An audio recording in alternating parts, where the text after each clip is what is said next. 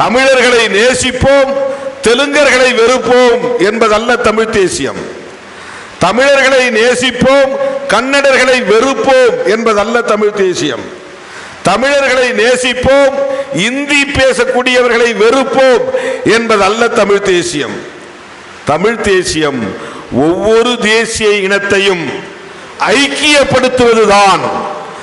ஒவ்வொரு மொழியை பேசக்கூடிய தேசிய இனங்களை ஒருங்கிணைத்து தேசிய இனங்களின் ஒற்றுமையை வளர்ப்பது.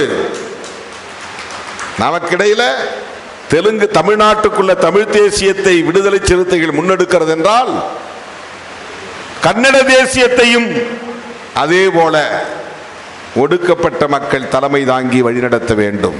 ஏன்னா அவன்தான் அந்த பூர்வீக குடி, அவன்தான் அந்த மாநிலத்தின் மண்ணின் மைந்தர், அவன்தான் அந்த மொழிக்கு பிள்ளை.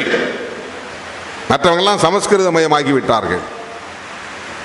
அவன் தாய்மொழியை விட அவனுக்கு இந்தி பெரிதாக தெரிகிறது, அவன் தாய்மொழியை விட சமஸ்கிருதம் அவனுக்கு பெரிதாக தெரிகிறது.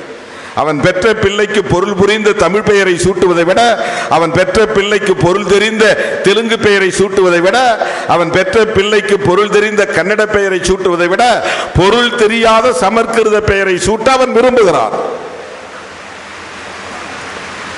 ஆனால்